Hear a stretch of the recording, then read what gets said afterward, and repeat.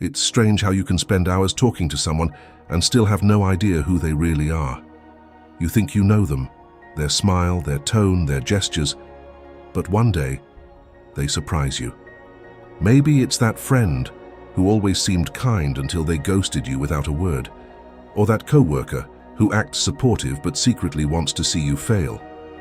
You start wondering, why can't I read people better? Why am I always the last to see their real intentions? This is a modern problem.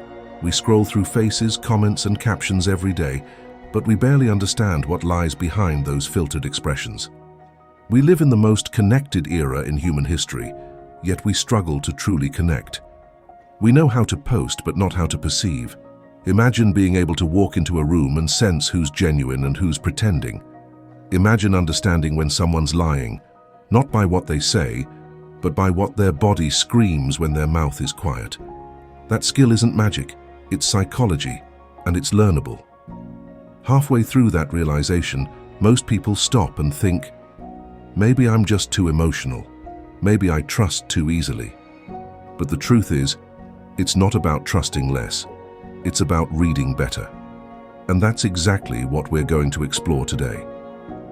Welcome to Deep Dive, the channel where we decode human behavior, psychology, and self-awareness, one insight at a time. The book Read People Like a Book by Patrick King doesn't teach manipulation. It teaches clarity.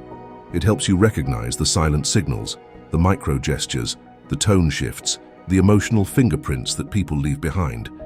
Once you learn to see those signs, you can navigate life with a kind of confidence that feels almost unfair. But before we talk about techniques, we need to understand the foundation, why we fail at reading people in the first place. And to get that answer, we'll start with one simple truth. People don't hide who they are. We just don't know where to look. Most of us believe that people are complicated, but Patrick King argues they're not. They're just careful. Everyone wears layers, not to deceive, but to survive. Think about it. We all hide parts of ourselves we think the world won't accept. That's why reading people isn't about exposing them, it's about understanding their shields. Let's start with the first big truth. People rarely say what they mean. The words they choose are only a small fraction of their message. What really speaks is everything else. Their silence, their pace, their eyes, the micro-expressions they can't control. Imagine you're at a coffee shop. Someone's telling you they're fine, smiling politely. But their hands are gripping the cup too tightly. Their shoulders are stiff. Their smile doesn't reach their eyes. That's not fine. That's anxiety wearing politeness as armor. You see, the body never lies. It leaks emotions that words try to cover. This is where most people fail. They listen to what's being said, not what's being shown. Patrick King explains it like this. Humans evolved communication not just through speech, but through movement and tone, long before language even existed. Our instincts can still detect dishonesty, but our modern distractions, phones, noise, overthinking, drown out those signals. To read people right, you have to retrain your instincts. You have to slow down and observe. Don't just hear, watch, don't just see, sense. Ask yourself questions like, why did their tone suddenly drop? Why did they look away right when I mentioned that topic? Why did they repeat that same sentence twice? Each of those details is a window into the truth. In one of his examples, King says, people reveal more when they think you're not paying attention. It's ironic, isn't it? We chase honesty through confrontation, but real honesty slips out in casual moments.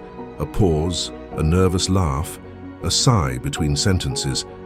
The real art of reading people begins when you stop chasing what they say and start noticing what they can't control.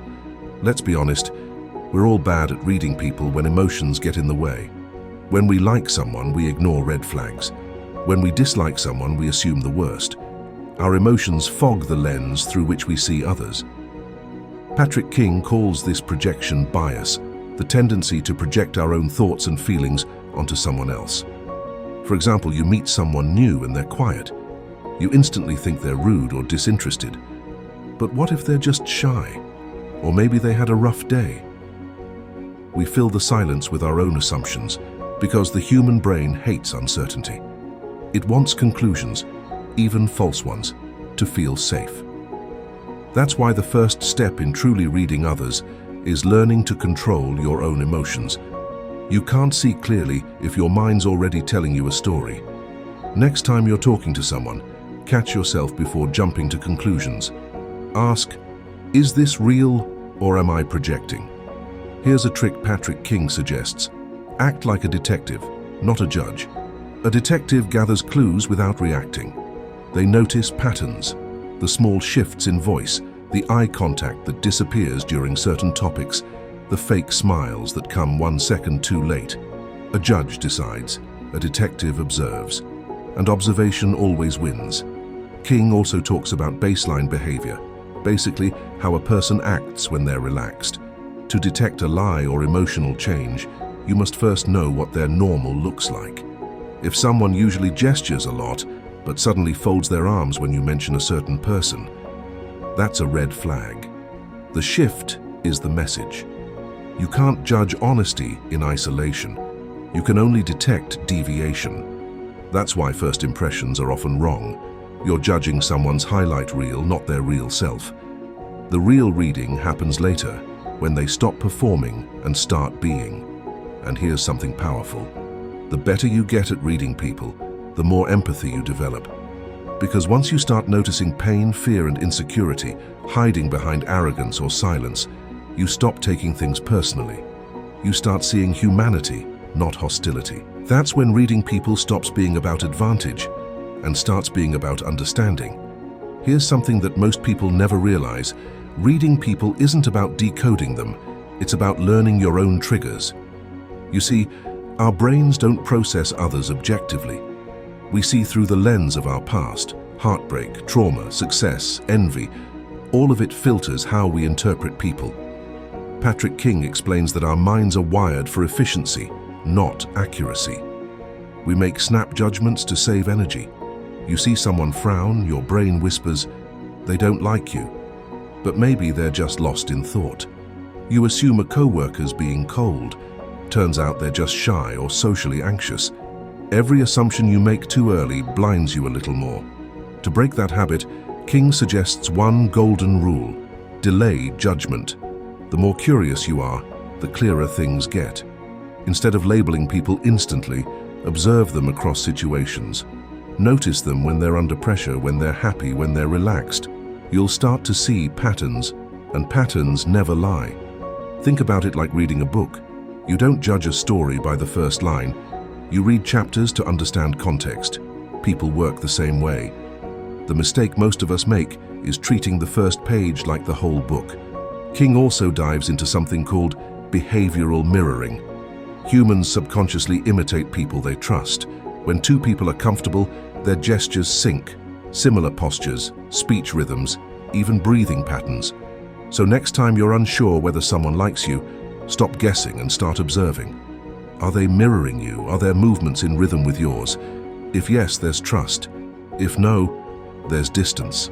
The best part, you don't have to confront anyone to know the truth. People reveal everything in how they react when they think no one's analyzing them. A sudden lean away, crossed arms, a fake smile with tense eyes. Every action is an emotional confession. But reading others isn't just for self-defense, it's for connection. When you truly start seeing people, their insecurities, their hidden battles, empathy kicks in. You stop labeling them as good or bad and start understanding why they are the way they are. That's where real connection begins. In the end, reading people isn't about playing detective. It's about becoming human again. In a world that's forgotten how to look up from screens and really see each other. Here's a harsh truth. People lie, and most of the time not to hurt you, but to protect themselves. Lies are shields, not swords. Patrick King explains that when people lie, they're usually trying to manage your perception of them. They fear rejection, judgment, or conflict. That's why learning to detect lies isn't about exposing people. It's about understanding what they're afraid to show. Let's break this down. There are 3 kinds of lies: the protective lie, the image lie, and the manipulative lie. The protective lie is the most common. I'm fine, it's no big deal, don't worry about me. These lies cover wounds. The image lie is social. People say what makes them look confident, happy, or put together, even when they're falling apart. And the manipulative lie, that's rare but dangerous. It's when someone deliberately twists the truth to control outcomes or people. Now, how do you spot them? The trick isn't in what people say, it's in what changes when they lie. Patrick King says to watch for inconsistencies, tone, pace, and posture. When someone lies, they're juggling two realities, the real one and the fake one. Their brain strains to keep the story straight, and the body cracks under pressure. Here's a simple example. You ask someone a direct question, and they repeat it before answering. Did I take the file? No, I didn't take the file. That repetition is a stall, a subconscious delay to construct a lie. Or when someone smiles but their eyes look distant, that's emotional dissonance. The mouth obeys, the eyes refuse. King also reminds us that chronic liars are rare. Most deception comes from fear, not evil. So instead of catching liars like traps, read them like broken mirrors. Ask, what are they trying to protect? Maybe it's ego, maybe shame, maybe vulnerability. Understanding that transforms judgment into empathy. The moment you start seeing lies as emotional signals, not personal betrayals, you'll find peace. Because then, someone's dishonesty won't trigger anger, it'll trigger curiosity. You'll begin to see the frightened child behind the confident adult, the insecurity behind the arrogance, the exhaustion behind the indifference. At its core, this skill isn't about outsmarting people, it's about outgrowing illusions. When you stop being blind to human nature, you stop being broken by it. The more you learn to read others, the more you realize the loudest people are often the most insecure, and the quietest ones are usually observing everything. Patrick King says real readers of human behavior don't focus on volume, they focus on consistency. Anyone can act confident for a moment, but you can't fake patterns. Let's say there's someone at your workplace who always talks about teamwork, but vanishes when responsibility shows up. Or that friend who constantly posts about being real, but gossips behind everyone's back. Inconsistency is the crack in the mask. People reveal their truth in what they repeat and what they avoid. King also talks about the energy principle. Every interaction has an energy exchange. Either you feel charged or drained after meeting someone. That's your subconscious reading their emotional state. If you leave a conversation exhausted, it's not random. Your body picked up on tension, your mind ignored. To read people better, start trusting that instinct. It's your body's ancient radar for safety and truth. When someone's energy feels off, don't gaslight yourself by saying, "I'm overthinking." You're not.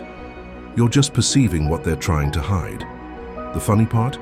Once you get better at this, you'll stop taking things personally. When someone snaps at you, you'll sense the insecurity behind their anger. When they brag, you'll see the fear of being unseen. And when they lie, you'll understand they're just scared of losing control. That's emotional X-ray vision, not to judge, but to understand. Patrick King reminds us that reading people isn't just a skill, it's an act of empathy. Because when you understand why someone acts the way they do, forgiveness becomes easier, relationships deeper, and decisions wiser. In a world obsessed with appearances, being able to see beneath the surface isn't just power, it's peace. The more you learn this art, the more you realize how much silence speaks. The best communicators in the world, therapists, negotiators, even interrogators, know that people reveal the most when they're quiet. Patrick King says that silence creates psychological pressure. When you resist the urge to fill it, others start exposing what's really going on inside. Picture this. You ask someone a question, and instead of talking right away, you wait. They start fidgeting. Their voice cracks. They suddenly explain more than you asked for. That's the truth trying to escape through discomfort. Most people talk to avoid silence. The wise use silence to make truth surface. But reading people isn't just about spotting lies or emotions. It's about learning how to respond to them. Because understanding someone's inner world doesn't help if your reaction makes them defensive. That's why King emphasizes the power of calm curiosity. When people feel safe, their masks fall on their own. He also explains something called the empathy switch. When you genuinely try to understand why someone acts the way they do, You unconsciously mirror compassion. Your body language softens, your tone lowers, and people pick up on that energy. Suddenly, they open up more. It's not manipulation, it's human reciprocity. For instance, if your friend is upset but says, "I'm fine," and you respond, "You don't seem fine, and that's okay, you don't have to be," you've just flipped the empathy switch. You've told their subconscious it's safe to be real. And that's when honesty begins. The irony is, the more deeply you can read others, the more peaceful your own life becomes. Because once you understand people's pain, their words lose power to hurt you. Their anger, their distance, their coldness, all become symptoms, not insults. Patrick King puts it best: when you start seeing people clearly, you stop blaming them and start freeing yourself. At the end of this journey, you realize that reading people isn't about judgment, advantage, or power. It's about awareness, the kind that changes how you live and who you let close. Patrick King ends "Read people like a book" with one message that stays with you. The better you understand people, the kinder you become. When you can see the insecurity behind arrogance, the fear behind anger, and the exhaustion behind indifference, you stop reacting and start responding. You begin to notice how fragile everyone really is, pretending to have it all figured out while quietly fighting their own chaos. Think about it. That rude cashier, probably overworked. That distant friend, maybe overwhelmed. That boss who never praises you, maybe desperate to be praised themselves. When you look beneath behavior, you see the human, and that changes everything. King says the goal isn't to read minds, it's to read hearts, to live awake, to recognize manipulation before it harms you, but also compassion before it disappears. Because once you start seeing people clearly, your relationships shift from guessing to understanding, from reaction to awareness. And when that happens, something incredible occurs. You start reading yourself. You notice your own fears, your tells, your emotional triggers. You catch yourself lying just to feel safe. You realize that you're not just trying to understand others, you're decoding your own humanity too. So next time you walk into a room, don't just see faces, look deeper. Notice the eyes that hesitate, the voices that tremble, the laughter that hides pain. Because every person you meet is a story waiting to be understood. And once you start reading people like a book, you'll realize something profound. Most of them aren't villains or saints. They're just human, flawed, beautiful, scared, and trying. That's what makes this world worth understanding. That's what makes you worth understanding too. Welcome to Deep Dive, where awareness becomes your superpower.